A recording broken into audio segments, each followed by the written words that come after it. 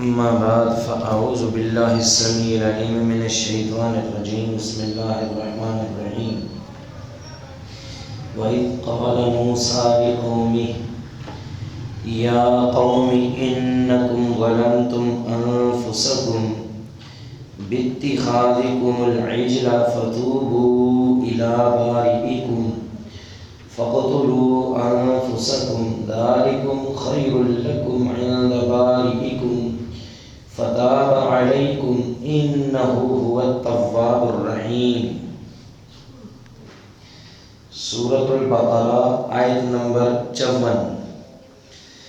وَإِذْ قَالَ مُوسَىٰ لِقَوْمِهِ، اور جب کہا موسیٰ علیہ السلام نے اپنی قوم سے، اپنی قوم کے لیے، یا قومی، اے میری قوم، انکم، بے شک تم نے، ظلمتم، تم نے ظلم کیا، انفسکم، اپنے آپ پر، باتخاذکم العجل، تم نے پکڑا بچھڑے کو یعنی معبود بنا لیا، فتوبوا الی بارئکم، تو تم توبہ کرو اپنے پیدا کرنے والے کی طرف، فَاقْتُلُوا أَنفُسَكُمْ، تم اپنے آپ کو قتل کرو، ذَلِكُمْ خَيْرٌ لَكُمْ عِنْدَ بَارِئِكُمْ، یہ تمہارے لیے بہتر ہے، عِنْدَ بَارِئِكُمْ، تمہارے پیدا کرنے والے کے نزدیک، فَتَابَ عَلَيْكُمْ، تو اس نے تمہاری توبہ قبول کی،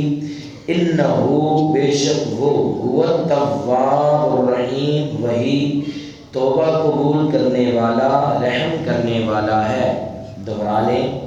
وَإِذْ قَالَ مُوسَىٰ،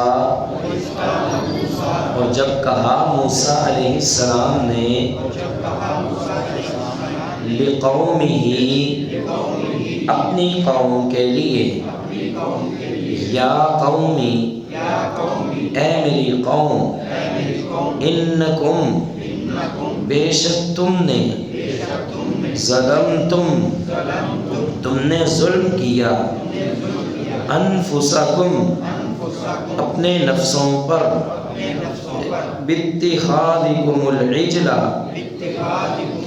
بچھڑے کو معبود بنا کر،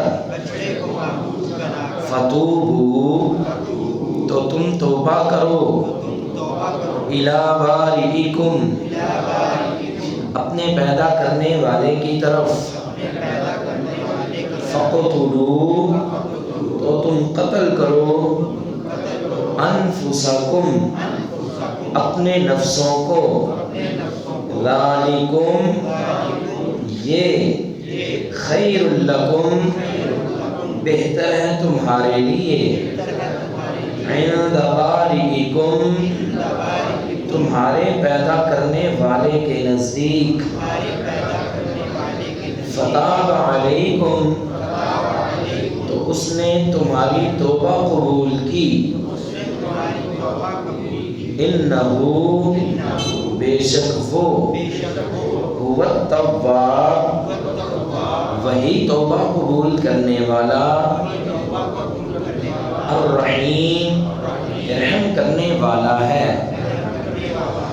وَإِذْ قَالَ مُوسَىٰ لِقَوْمِهِ يَا قَوْمِ إِنَّكُمْ ظَلَمْتُمْ أَنفُسَكُمْ بِاتِّخَاذِكُمُ الْعِجْلَ، اور اس وقت کو یاد کرو جب کہا موسیٰ علیہ السلام نے اپنی قوم کے لیے، اے میری قوم، بے شک تم نے اپنے نفسوں پر ظلم کیا بچڑے کو معبود بنا کر، فَتُوبُوا إِلَىٰ بَارِئِكُمْ، پس تم توبہ کرو اپنے پیدا کرنے والے کی طرف، فَاقْتُلُوا أَنفُسَكُمْ، پس تم اپنے نفسوں کو قتل کرو، ذَلِكُمْ خَيْرٌ لَكُمْ عِنْدَ بَارِئِكُمْ، یہ تمہارے پیدا کرنے والے کے نزدیک بہتر ہے تمہارے لیے، فتاب علیکم، تو اس نے تمہاری توبہ قبول کی، انہ هو التواب الرحیم، بے شک وہی توبہ قبول کرنے والا، بڑا ہی رحم کرنے والا ہے۔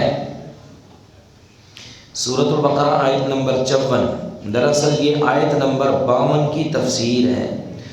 آیت نمبر 52 میں ہم نے عرض کیا تھا کہ ثم عفونا عنکم من بعد ذلک، بچڑے کی عبادت کے بعد پھر ہم نے تمہیں معاف کیا، ہم نے تمہیں اس معافی کی جو وضاحت ہے وہ کہاں پر ہے، کیسے معاف کیا، کس طریقے سے معاف کیا، اس کی وضاحت اب یہی آیت نمبر 54 میں ہے۔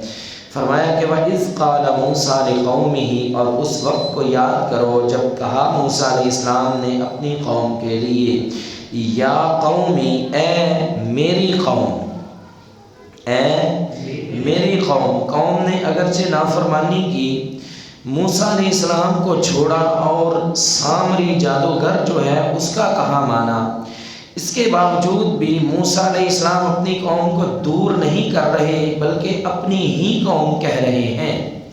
اس میں آپ اندازہ لگا سکتے ہیں کہ ایک پیغمبر، ایک نبی کو اپنی امت یا اپنی قوم سے کتنی محبت ہوتی ہے۔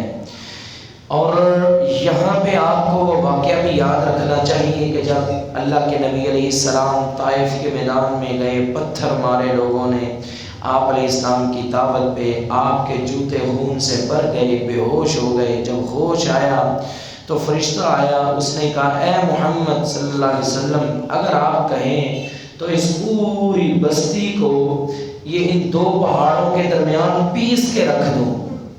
آپ علیہ السلام نے فرمایا نہیں، مجھے امید ہے اللہ تعالیٰ ان میں حق قبول کرنے والے پیدا کرے گا۔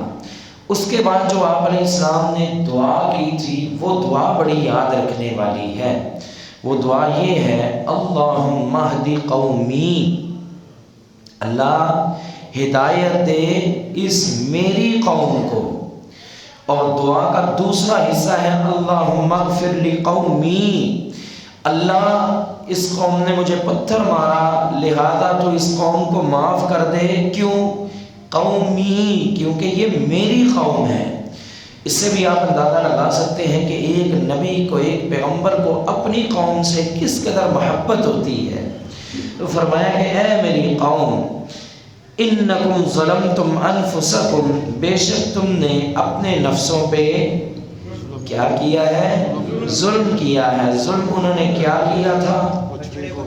بچڑے کی عبادت کی تھی، اور اللہ کو چھوڑ کے کسی کی بھی عبادت کرنا شرک ہے۔ ان الشرک لظلم عظیم، شرک کیا ہے؟ بہت بڑا ظلم ہے۔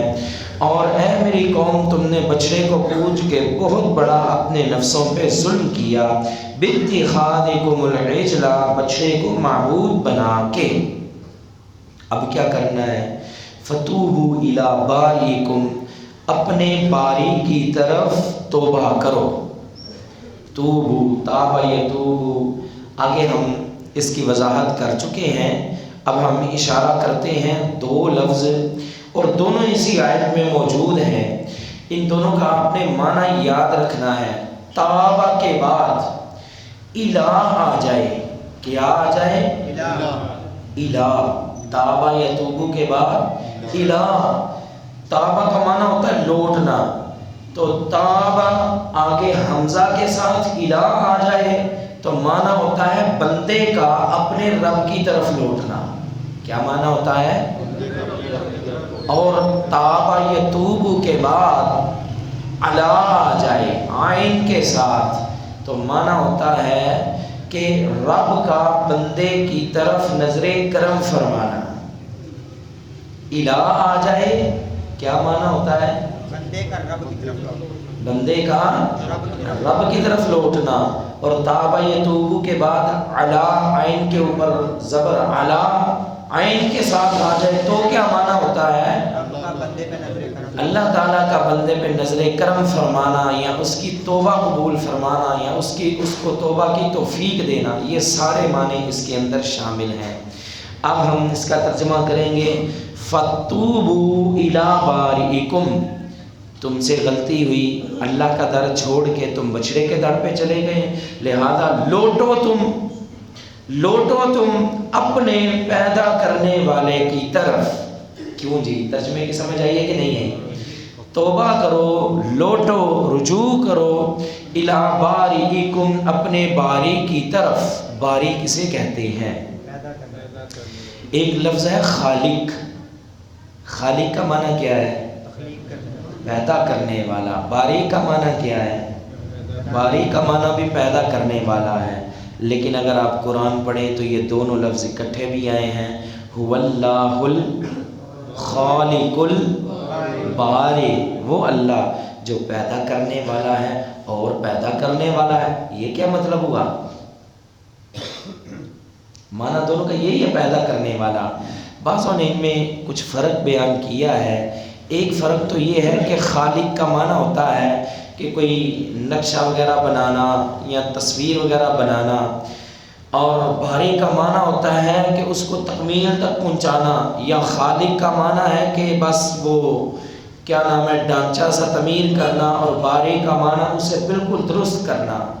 ایک اور ان میں فرق کیا گیا ہے کہ خالق وہ ہوتا ہے کہ جو تخلیق کرے اپنی طاقت سے یا کسی کی طاقت سے یا کسی کے مشورے سے، ہر ایک کو خالق کہہ سکتے ہیں۔ اب یہ اسپیکر کس نے بنایا؟ جس نے بھی بنایا وہ بنانے والا اس کا خالق ہو سکتا ہے، حالانکہ اس کی اپنی طاقت نہیں تھی، اس کو طاقت کس نے عطا کی ہے؟ اللہ بھی خالق ہے، وہ بھی خالق ہو سکتا ہے، پیدا کرنے والا، بنانے والا۔ یہ ٹیبل جس نے بنایا وہ ٹیبل کا خالق ہو سکتا ہے، لیکن یہ سپیکر بنانے والا یا ٹیبل بنانے والا باری نہیں ہو سکتا۔ باری وہ ہوتا ہے جو صرف اور صرف اپنی طاقت سے بنائے، کوئی اس کو نہ مشورہ دینے والا ہے نہ کوئی نقشہ دینے والا ہے۔ سارے اختیار کا مالک وہ خود ہی ہو، جیسا بنائے جس طرح کا بنائے اسے کوئی پوچھ سکتا نہیں۔ میں بار بار ایک جملہ کہتا ہوں کہ میں صدقے جاؤں قرآن کے ایک ایک لفظ پہ، یقین جانیں یہ میرا جملہ عام کوئی خطیبوں والا یا وہ تقریری مولویوں والا نہیں ہوتا۔ ہم جب غور کرتے ہیں نا اس ایک ایک لفظ پہ، ہمیں سمجھ آتی ہے کہ واہ اللہ، سبحان اللہ کہ اس لفظ کا یہاں پہ کتنا گہرا تعلق تھا۔ جو یہی لفظ اللہ تعالیٰ لائے ہیں، اور بھی تو کوئی لا سکتے تھے، لیکن اور کسی لفظ کا شاید یہاں پہ تعلق ہی نہ بنتا۔ اب موسیٰ علیہ السلام یہ بھی تو کہہ سکتے تھے نا، فتوبوا الی اللہ، تم توبہ کرو اللہ کی طرف، کہہ سکتے تھے کہ نہیں کہہ سکتے تھے؟ یہ بھی کہہ سکتے تھے فتوبوا الی خالقکم، اپنے خالق کی طرف توبہ کرو۔ یہ کیوں کہا فتوبوا الی بارئکم؟ کیوں کہا کہ اپنے باری کی طرف توبہ کرو؟ اس کیوں کا جواب یہ اگلے حصے میں، یہ فَاقْتُلُوا أَنفُسَكُمْ ذَلِكُمْ خَيْرٌ لَكُمْ عِنْدَ بَارِئِكُمْ، یہاں پہ پھر بارئکم آیا ہے۔ اس سوال کا جواب ہم نے دینا ہے اس اگلے بارئکم پہ، کیونکہ اگر ہم یہاں پہ جواب دیں گے تو شاید آپ کو سمجھ نہ آئے۔ فَتُوبُوا إِلَىٰ بَارِئِكُمْ، تو تم توبہ کرو اپنے پیدا کرنے والے کی طرف۔ کیسے؟ پچھلی آیت میں تو فرمایا نا ثُمَّ عَفَوْنَا عَنْكُم مِّن بَعْدِ ذَلِكَ، ہم نے تمہیں معاف کر دیا اس کے بعد، لیکن وہ معافی اتنی آسانی سے نہیں ملی تھی۔ فَاقْتُلُوا أَنفُسَكُمْ، اللہ نے فرمایا تم اپنے نفسوں کو قتل کرو، تم اپنے نفسوں کو قتل کرو۔ اللہ اکبر۔ اب اس کا یہ معنی نہیں ہے کہ خودکشی کر لو۔ اب کوئی شخص یہ سمجھ بیٹھے کہ بنی اسرائیل میں خودکشی جو تھی وہ حلال تھی، نہیں، اس کا معنی یہ بالکل بھی نہیں ہے کہ اپنے آپ کو خود قتل کرو، بلکہ اس کی کئی ساری تفاسیر کی گئی ہیں۔ ہم وہ ساری جو بیان نہیں کرتے، صرف جو ہمیں صحیح معلوم ہوتی ہے، باقیوں کو وہ نظر انداز کرتے ہوئے جو صحیح معلوم ہوتی ہے نا اس کی تفسیر وہی تفسیر کرتے ہیں۔ فَاقْتُلُوا أَنفُسَكُمْ، مفسرین نے لکھا ہے کہ 3 گروپ بن گئے تھے۔ کتنے گروپ؟ 3 گروہ بن گئے تھے۔ موسیٰ علیہ السلام کہاں پر ہیں؟ طور پہاڑ پہ۔ یہ ادھر جو ہے وہ بچڑے کی عبادت پہ 3 گروہ تھے۔ ایک گروہ وہ تھا جو بچڑے کی عبادت کر رہا تھا، دوسرا گروہ وہ تھا جو انہیں منع کر رہا تھا، ہارون علیہ السلام کے ساتھ تھا، تیسرا گروہ وہ تھا نیوٹن۔ ہمارے ادھر بڑے نیوٹرل ہوتے ہیں نا، میں کسی دے نال بھی نہیں، میں سب دے نال ہاں، نیوٹرل، ٹھیک ہے، نیوٹرل گروپ تھا وہ۔ 3 گروہ بن گئے۔ ایک وہ تھا جو بچڑے کو معبود بنانے والا تھا، دوسرا وہ تھا جنہوں نے انہیں روکا اور منع کیا، تیسرا وہ گروہ تھا جو نہ روکتا تھا اور نہ ہی بچڑے کو معبود بناتا تھا۔ اللہ نے فرمایا فَقْتُلُوا أَنفُسَكُمْ، جو روکنے والے تھے انہیں حکم دیا کہ جنہوں نے بچڑے کی عبادت کی ہے تم ان کو قتل کرو۔ بات کی سمجھ آئی ہے کہ نہیں ہے؟ جو منع کرنے والے تھے ان کے ہاتھوں میں تلواریں دے دی گئیں، نیزے دے دیے گئے، اور ان لوگوں کو قتل کرنے کا حکم دیا گیا جو بچڑے کی عبادت کرنے والے تھے۔ اب وہ کون لوگ تھے؟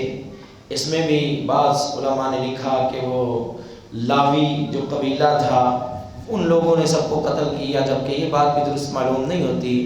صحیح بات یہ معلوم ہوتی ہے جو مفسرین نے لکھا کہ ہر قبیلے میں سے کچھ ایسے سربراہ اور بڑے موجود تھے، انہیں حکم دیا گیا تھا کہ تم ان بچڑے کی عبادت کرنے والوں کو قتل کرو۔ کیوں؟ اس کی وجہ اور ایک سبب تو ہمارے لیے یہ ہے کہ جب قوم کٹھی گناہ کرے گی اس کی توبہ بھی اجتماعی ہوگی۔ آج ہم گناہ اجتماعی کر رہے ہیں اور توبہ جو ہم چھپ چھپ کے اکیلے کر رہے ہیں۔ اگر چاہتے ہیں نا اللہ ہم پہ رحم کرے، ہمارے ملک پہ رحم کرے، ہمیں توبہ بھی اجتماعی کرنی پڑے گی۔ ان لوگوں نے اجتماعی گناہ کیا تھا، توبہ بھی سب کے سامنے اجتماعی۔ دوسرا سبق یہ کہ توحید ایک اتنی عظمت والی چیز ہے اور شرک ایک اتنی گھٹیا ترین چیز ہے کہ اگر کوئی شخص اس کا ارتکاب کرے تو اسے قتل کر دیا جائے گا۔ کیوں جی؟ بات کی سمجھ آئی ہے؟ اللہ اکبر، اس پہ رحم نہیں کھایا جائے گا۔ بدر کے دن عمر بن خطاب رضی اللہ تعالیٰ عنہ کا قصہ آپ نے سنا ہوگا۔ انہوں نے کہا تھا اللہ کے نبی جو میرا رشتہ دار ہے نا، قیدی بدر کے قیدی آئے تھے نا 70، فرمایا جو میرا رشتہ دار میرے حوالے کرے، ابو بکر کا رشتہ دار ابو بکر کے حوالے، آپ کا رشتہ دار آپ کے حوالے، جس کا رشتہ دار گرفتار ہوا اس کے حوالے کیا جائے۔ ہر رشتہ دار اپنے رشتہ دار کی گردن خود کاٹے گا۔ اگلا جملہ کیا تھا؟ اگلا جملہ یہ تھا لِيَعْلَمَ اللَّهُ أَنَّهُ لَيْسَتْ فی قلوبنا حوادۃ للمشرکین۔ آج ہم اللہ کو یہ دکھلا دیں گے، اے اللہ تیرے مقابلے میں اگر ہمارا سگا باپ، چاچا، دادا، ماما، خالو کوئی رشتہ دار بھی آئے گا ہم اس پہ بھی رحم نہیں کریں گے، اس کو بھی قتل کر ڈالیں گے، کیونکہ کسی مشرک کی ہمارے دل میں ایک ذرہ برابر بھی محبت نہیں ہے۔ یہاں سے یہ بھی سبق ملا کہ جس کے دل میں شرک ہے وہ کس قدر گھٹیا انسان ہے اور کس قدر ہلکا انسان ہے۔ ایک صحابی ہیں ابو عبیدہ بن جراح رضی اللہ تعالیٰ عنہ، عمر بن خطاب کہتے ہیں میں بدر کے دن ابو عبیدہ بن جراح کے پیچھے بھاگتا رہا، دیکھو تو صحیح ہے کرتا کیا ہے۔ بھاگتے بھاگتے ایک بوڑھے کے پیچھے میں نے دیکھا وہ لگے ہوئے ہیں اور بوڑھا چلا چلا کے کہہ رہا ہے اوے ابو عبیدہ وہ کچھ شرم کر، وہ حیا کر، کیا کرنے والا ہے۔ عمر بن خطاب کہتے ہیں مجھے نہیں پتا تھا یہ کون ہے۔ ابو عبیدہ نے جب پکڑا اس کو زمین پہ پھینکا اور اس کی گردن کاٹ دی، میں نے دیکھا وہ ابو عبیدہ بن جراح کا سگا باپ تھا جو نبی علیہ السلام کے مقابلے میں آیا تھا، جو مشرک تھا اللہ کے مقابلے میں آیا تھا۔ اور کبھی حضرت عمر کی شہادت پڑھے آپ کو پتہ چلے، جب لوگوں نے کہا نا امیر المومنین کوئی وصیت فرما دیں، فرمایا 6 بندوں کی کمیٹی بنا دی ہے، جس کو یہ خلیفہ چن لیں اسے تم بھی قبول کرنا۔ ساتھ انہوں نے وہاں پہ ایک جملہ ارشاد فرمایا تھا، اس وقت ابو عبیدہ بن جراح زندہ نہیں تھے، حضرت عمر نے فرمایا تھا لو کان ابو عبیدہ بن الجراح حیا لاستخلفت، اگر آج ابو عبیدہ بن جراح زندہ ہوتا کوئی کمیٹی نہ بناتا، سیدھا اسے خلیفہ بنا دیتا، کیونکہ بدر کے دن میں نے دیکھا تھا ایسی ایمانی غیرت اس میں کہ اللہ کے مقابلے میں جب اس کا باپ آیا تھا اس نے باپ کا بھی لحاظ نہیں کیا تھا، اسے بھی قتل کر ڈالا تھا۔ فَقْتُلُوا أَنفُسَكُمْ، تو فرمایا کہ شرک اتنی گھٹیا چیز ہے جس نے کیا اسے قتل کیا جائے گا۔ اللہ اکبر۔ تیسری یہ حکمت تھی کہ ان خاندانوں کے بڑوں سے قتل کروانے میں یہ سبب تھا، اگر کوئی ایک قبیلہ سب کو قتل کرتا وہاں تو لڑائی بڑے اٹھتی، کیونکہ معاملہ قبائل کا ہی ہوتا ہے، کوئی ایک قبیلے والا کسی دوسرے قبیلے والے کو ایک تھپڑ بھی مار دے نا تو وہ سارے قبیلے والوں کی غیرت جاگ پڑتی ہے، وہ بات قطروں تک اور پھر نسلوں کے قطروں تک چلی جاتی ہے۔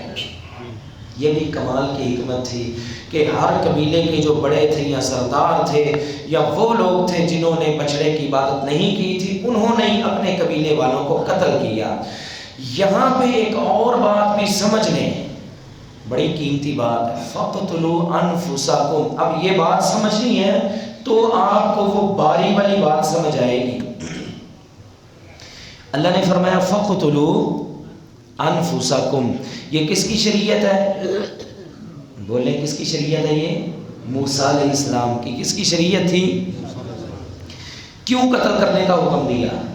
کیونکہ انہوں نے موسیٰ علیہ السلام کے دین کو چھوڑا اور سامری کے دین کو، بولے نا شاہبان، موسیٰ علیہ السلام کے دین کو چھوڑا اور سامری کے دین کو اپنا لیا۔ یہ نقطہ بہت بڑا ہے۔ آج کل جاہل لوگ یہ ٹی وی پہ بیٹھے ہیں اور کہتے ہیں یہ اسلام میں مولوی نے سختی کی ہے، یہ ارتداد کی جو سزا ہے یہ کوئی ثابت نہیں ہے۔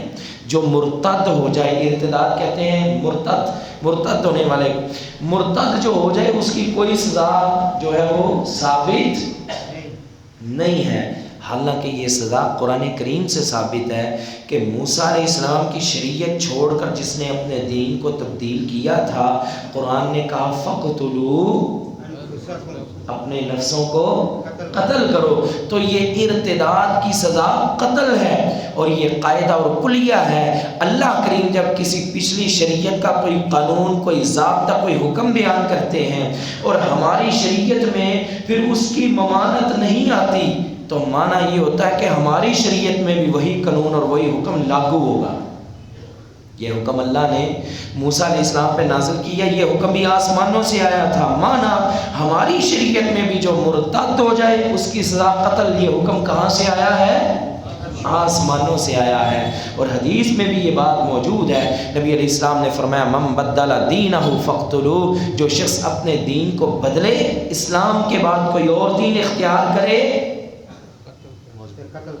بولے نہیں، آپ میں بھی تو کوئی نہیں ہے نا کینیڈا کا ویزا لینے والا ہیں؟ وہ کہتے ہیں جی ہم نے اپنے آپ کو مرزائی لکھوا دیا۔ کیوں؟ کیونکہ وہ اقلیت ہے، ہم نے وہاں پہ جا کے شو کیا تھا، ہمارے ملک میں ہم پہ سختی ہے، اقلیت ہونے کی وجہ سے لہٰذا ہمیں جلدی ویزا مل جائے، اپلائی کیا، ویزا مل گیا۔ حضرت جی کیا حال ہے ان لوگوں کا؟ کیا کہتے ہیں؟ ہاں، ان لوگوں نے صرف پیسے کی خاطر اپنے دین کو ہی بدل ڈالا، ایک ویزے کی خاطر دین کو بدل ڈالا، اور مر جاؤ اس سے۔ دین اتنا ہلکا تھا کہ ایک ویزا بس وہ تمہاری قیمت جو ہے وہ ایک ویزا ہے تمہارے دین کی قیمت۔ فرمایا من بدل دینہ فاقتلوہ، فرمایا جس نے اپنے دین کو بدلا اسے، ہماری شریعت میں بھی یہی ہے، جس نے دین کو بدلا اسے قتل کر دیا جائے گا۔ ذالکم خیر لکم عند باریکم، یہ بہتر ہے تمہارے لیے تمہارے پیدا کرنے والے کے نزدیک۔ اب باریکم کی سمجھ آئے گی۔ لوگوں کا اعتراض یہ ہے کہ کوئی دین بدلے اپنا، وہ آزاد ہے، کوئی غلام تھوڑی ہے۔ اگر کوئی اپنا دین بدلتا ہے، مولوی کون ہوتے ہیں سختی کرنے والے؟ یہ تو ظلم ہے اگر اسے قتل کر دیا جائے۔ یہ کیا ہے؟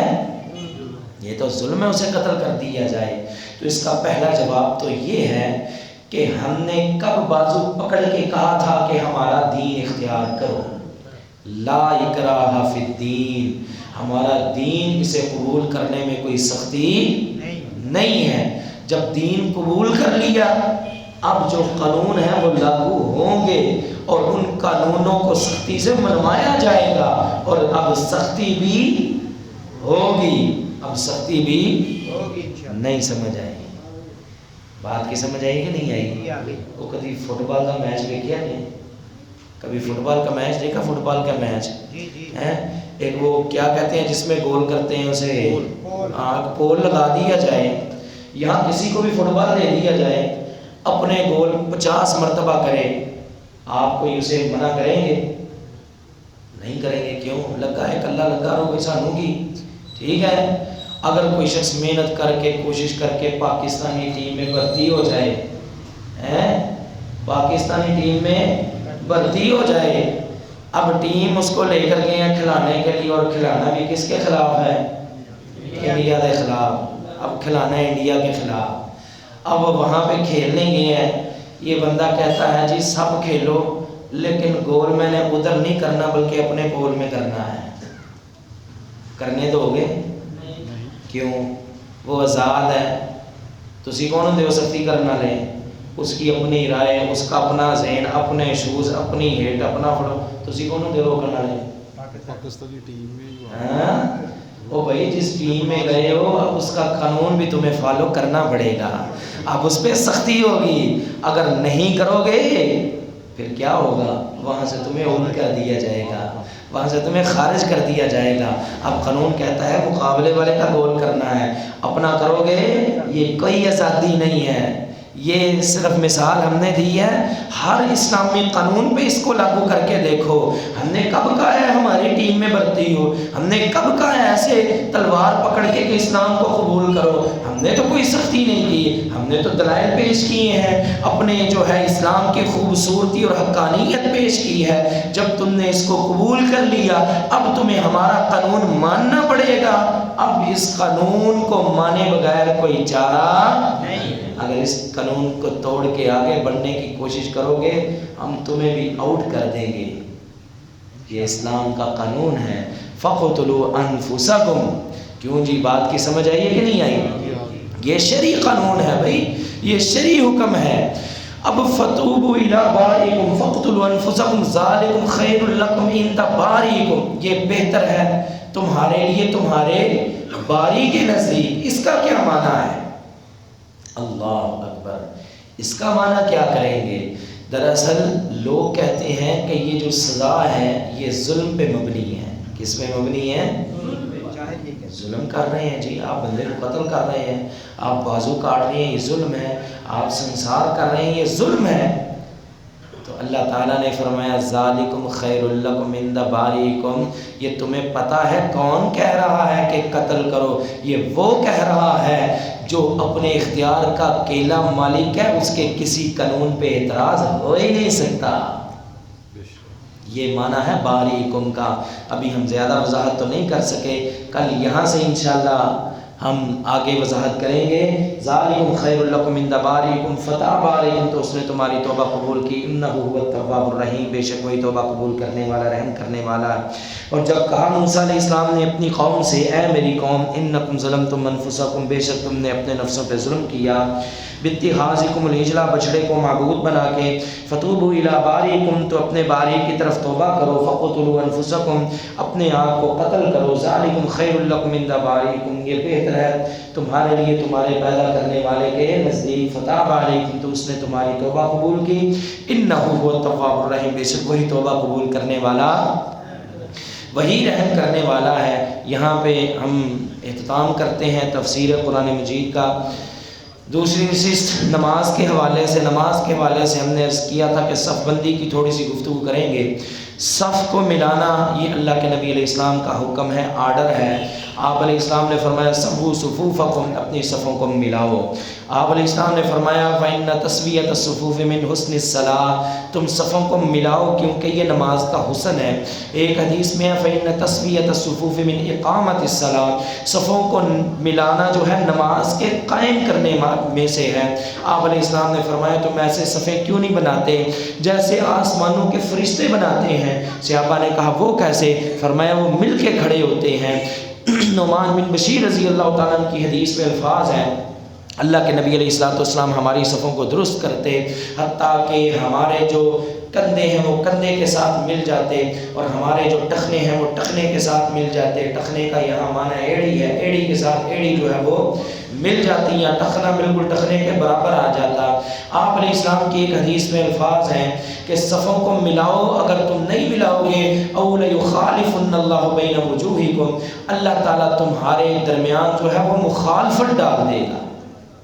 تو آج ہم نمازی ہونے کے باوجود ایک دوسرے سے دور ہیں، چھوٹی چھوٹی بات پہ لڑائی جھگڑا غصہ، یہ یاد رہے اس کی اور بھی وجوہات ہیں، ان وجوہات میں سے یہ وجہ بھی ہو سکتی ہے کہ آج ہم ویسے صف بندی کا اہتمام نہیں کرتے جیسے اللہ کے نبی علیہ السلام کیا کرتے تھے، پاؤں سے پاؤں، کندھے سے کندھا، حتیٰ کہ ایک حدیث کے الفاظ ہیں صفیں اتنی سیدھی ہوتی تھی اگر کوئی شخص اپنے ٹیرے تیر کو سیدھا کرنا چاہتا وہ بھی اپنی صف ہماری صفوں سے ملا کے سیدھا کر سکتا تھا۔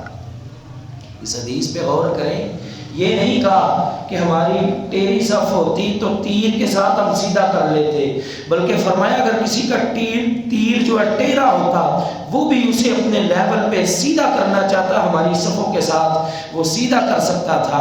ایک دن آپ علیہ السلام نماز پڑھانے لگے، آپ نے دیکھا ایک شخص کا سینہ جو ہے وہ صف سے باہر ہے، آپ علیہ السلام نے فرمایا عباد اللہ سووا صفوفکم، اللہ کے بندو اپنی صفوں کو درست فرماؤ، صفوں کو درست کر لو، ورنہ جو ہے شیطان وہ تمہاری صفوں کے درمیان کھڑا ہوتا ہے اور تمہارے دلوں کے درمیان جو ہے وہ مخالفتیں، کینہ اور بغض ڈالتا رہتا ہے۔ لہٰذا صفوں کو ملانا، صفوں کو درست کرنا یہ بہت بڑی بات ہے، اور پہلی صف میں کھڑا ہونا اس کی فضیلت نبی علیہ السلام کا فرمان ہے ان اللہ و ملائکتہ یصلون علی الصف الاول، بے شک اللہ اور اس کے فرشتے درود بھیجتے ہیں ان لوگوں پر جو پہلی صف میں کھڑے ہوتے ہیں۔ حالانکہ یہ الفاظ اللہ کے نبی علیہ السلام کے لیے ہیں، ان اللہ و ملائکۃ یصلون علی النبی، اللہ اور اس کے فرشتے اپنے پیغمبر پہ درود بھیجتے ہیں، مانا اللہ رحمتیں بھیجتا ہے، فرشتے رحمتوں کی دعائیں کرتے ہیں، اور یہ جو پہلی صف میں کھڑے ہوتے ہیں فرمایا ان اللہ و ملائکۃ یصلون علی میامن الصف، فرمایا جو صف کے دائیں جانب کھڑے ہوتے ہیں اللہ اور اس کے فرشتے ان پر بھی درود بھیجتے ہیں۔ تو لہذا پہلی صف میں کوشش کیا کریں کھڑے ہونے کی، پھر اس کے بعد اور کھڑے کیسے ہونا ہے، پاؤں سے پاؤں، کندھے سے کندھا اچھی طرح ملانا ہے، یہ نبی علیہ السلام کا حکم بھی ہے، آپ علیہ السلام نے صحابہ کو اسی طرح سکھلایا، اس سنت سے آگے بڑھ کے کچھ بھی نہیں ہے۔ حضرت انس رضی اللہ تعالیٰ نے ایک دفعہ دیکھا کہ کچھ لوگ جو ہیں وہ پاؤں سے پاؤں صحیح طرح نہیں ملا رہے، فرمایا لوگوں تمہارا کیا حال ہو گیا ہے، آج تم سنت کو چھوڑتے جا رہے ہو۔ آج میں دیکھ رہا ہوں نبی علیہ السلام کے دور میں ہم اس قدر صفیں ملاتے تھے، آج میں لوگوں کے ساتھ اس طرح پاؤں ملاتا ہوں۔ حضرت انس کے الفاظ ہیں، میرے الفاظ نہیں ہیں، فرماتے ہیں اللہ نفع وہ اس طرح بھاگتا ہے کانہ بغل شموس، گویا کہ وہ سرکش خچر ہے، سرکش خچر کی طرح وہ بھاگتا ہے۔ تو لہذا اندازہ کر لیں صحابہ ان لوگوں کو کیا کہہ رہے ہیں جو لوگ صف بندی نہیں کرتے بلکہ پاؤں ملانے سے آگے بڑھتے ہیں۔ بلکہ آپ کو ایک مزے کی بات بتائیں، ایک حدیث ہم نے پڑھی، دیکھیں کتنی مزے کی حدیث، اور ہم اپنی انا اور اکڑ کی وجہ سے کتنی فضیلتوں سے محروم ہو جاتے ہیں۔ بعض دفعہ ہم نے دیکھا ہے کہ صف میں تھوڑا خلا ہو گیا ہے نا، ایک نمازی سوچ رہا ہے یہ ملے ہم، وہ سوچ رہا ہے ملے ہم، میں بڑا بندہ ہے ملے، دوسرا کہتا میں بڑا ہے ملے۔ حدیث کے الفاظ ہیں من وصل صفا وصلہ اللہ، جو صف کو آپس میں ملائے گا اللہ کریم اسے ملائے گا، ومن قطع صفا قطعہ اللہ، جو صف کو کاٹے گا قیامت کے دن اللہ اسے کاٹ کے رکھ دے گا۔ آپ اگر صف کو توڑتے ہیں، کاٹتے ہیں، درمیان میں وقفہ رکھتے ہیں، ایک تو اللہ آپ کو توڑ دے گا، دوسرا شیطان آپ کے درمیان جو ہے وہ دشمنیاں، کینے، بغض، نفاق اس طرح کی بیماریاں ڈالے گا۔ اور اگر آپ اچھی طرح سے صف کو ملائیں گے اللہ آپ کو جوڑے گا بھی، اللہ آپ کو ملائے گا بھی، اور اللہ تعالیٰ آپ کے دلوں میں محبت بھی پیدا فرمائے گا، اور یہ محبت جنت میں جانے کے لیے بہت بڑا ہتھیار ہے۔ آپ علیہ السلام نے فرمایا لا تدخلوا الجنہ حتی تؤمنوا، تم جنت میں جا ہی نہیں سکتے جب تک تم مومن نہ بن جاؤ، ولا تؤمنوا حتی تحابوا، اور تم مومن بن ہی نہیں سکتے جب تک تم آپس میں محبت نہ کرنے لگ جاؤ۔ لہذا مومن بننے کے لیے حضرت آپس میں محبت کرنا ضروری ہے۔